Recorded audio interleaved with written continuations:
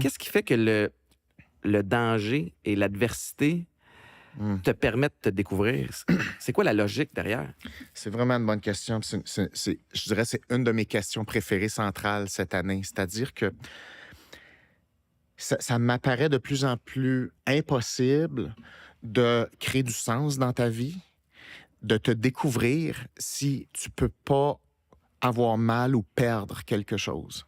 C'est impossible. Si tu veux réellement découvrir qui tu es, tu dois aller à la limite d'une forme de risque et ce qu'on appelle Zone de confort. l'inconfort, exactement. Mais tu dois perdre authentiquement. Pas juste comme moi, ça va être un peu tough. C'est comme, non. Faut que tu ailles à une limite réelle où si tu perdais ça, ça te briserait le cœur. Il faudrait que tu te remettes. Si tu oses aller là, c'est garanti que tu vas obtenir quelque chose. Mais ça se peut que tu ailles mal aussi, mais tu vas gagner quelque chose. Mm-hmm. Mais les gens veulent pas ça. Ils veulent l'idée d'avancer, l'idée que ça se passe bien. Mais ça, c'est comme un camp de jour pour enfants. Ça, c'est pas vrai, ça. Si tu veux développer pour vrai, il faut que tu calcules qu'est-ce que tu peux risquer, puis qu'est-ce que ça va faire si tu perds ça. Et si tu as zéro chance de perdre, tu niaises, selon moi. C'est pas vrai. C'est touché parce que la nature humaine fait en sorte je pense qu'automatiquement, on veut aller vers la facilité. Oui. Tu sais, on a tendance il y a une problématique, tu veux la simplifier. Oui. On est passé de, cueilleur-chasseur à sédentaire. Oui. On se protège, on a notre petit carré de sable. Oui. Fait que ça prend des gens avec un mindset spécial pour oser traverser la ligne puis aller de l'autre bord puis se mettre à risque. Oui. Qu'est-ce que tu...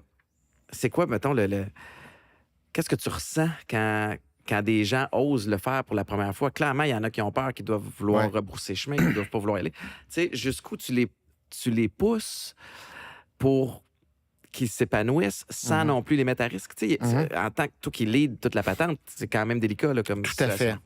Alors, il y a une différence entre prendre un risque et se trouver en situation de danger. Mm-hmm. Alors, le danger, ce n'est pas ça le deal. Et on n'a pas à être en danger dans la vie. Un vrai danger, il faut calculer le risque. C'est-à-dire qu'il faut calculer ce qui peut se passer, ça va se jouer entre ça et ça.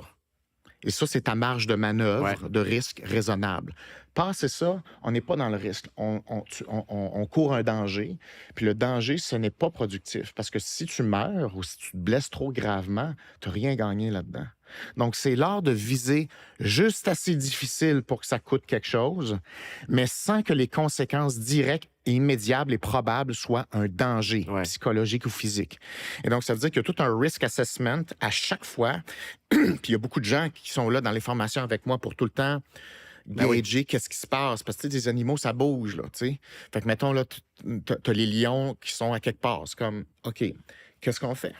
Fait que c'est la même affaire qui est expliquée aux gens. C'est comme, OK, par où est le vent? Scannes-tu avec un drone avant pour savoir où tu t'en vas? Non, on triche pas. Faut y aller à trace. Faut y aller à trace. Puis il faut être prêt à ce qu'il y ait un lion sur le bord parce qu'ils vont souvent nous attendre en dessous d'un acacia, là, tu sais. As-tu des situations où tu t'es dit, oh, tabarnouche, là, je mets mon monde à risque, ou tu sais, y a-tu... J'essaie de jamais aller là. Le but, c'est d'avoir beaucoup de lignes de barrière pour dire, OK, je suis capable de passer cette ligne-là, puis je contrôle suffisamment les autres paramètres pour y aller. Puis aussitôt que le lion ou les lionnes ou, tu sais, le groupe va se comporter, j'ai 3-4 backup plans pour dire, voici comment on fait la rétractation, voici comment on s'en va là. Où sont mes carabines principales? Je sais quoi faire, ou je sais où il faut que j'amène mes carabines, je sais. Et tout ça est entraîné là, pendant une semaine. Fait que j'ai 8 backup plans possibles. Ouais. Mais le but, c'est jamais qu'on sente ça. C'est que ça a l'air naturel parce qu'on a tout collé des choses d'avance. Puis ça vient de l'empathie. Si tu te mets à la place du lion, puis il faut que tu lises le lion. C'est comment il va, ce lion-là? Où il regarde? Qu'est-ce qu'il sent? Dans quel mindset il est? Est-ce qu'il est relax ou il est trop intéressé? En danger, là, c'est ça, Ben, là, tu vois, ces lions-là sont typiquement pas en danger, ce qui est un problème. Les autres sont trop contents de nous voir. Ah ouais? Ouais, ils sont comme, yes, de la bouffe, tu sais. Normalement, des lions, c'est plus méfiant, puis ça a plus tendance à se sauver. Mais ces lions-là sont un peu fous, là, parce qu'ils ont déjà mangé du monde dans le passé, des braconniers qui se sont trompés clôture. Fait qu'ils ont tout bouffé les braconniers. Fait que là, ils n'ont pas peur, ces lions-là, ce qui est un problème. Fait que là, au lieu qu'ils aient peur des humains, ils sont comme, les humains, c'est le fun, ça. Fait qu'il faut que je lise le niveau d'intérêt. Puis après ça, faut pas que je crée des triggers. Puis là, il faut que je prenne des distances. Puis, fait qu'il y a tout un petit calcul comme ça qui est fait. Mais C'est une valse, tu sais, c'était comme... c'est une valse. C'est exactement ça. C'est une communication. Faut que tu communiques. Ouais. Faut que t'écoutes. Ça te prend des intentions, mais faut que tu sois sensible. Faut que tu te dises la vérité. Pas, en tout cas, ça va bien aller, moi, je fais ça. Puis Ouais. c'est comme, non, dis la vérité. Restons ensemble sur la vérité.